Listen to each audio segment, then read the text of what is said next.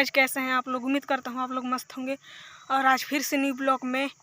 तो गाइज आज अच्छा आप लोग थंबनेल में देख के सौरभ जोशी भैया का आप मिलेंगे, तो वो तो चले गए।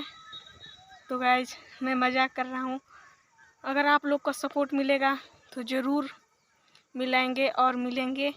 तो और बस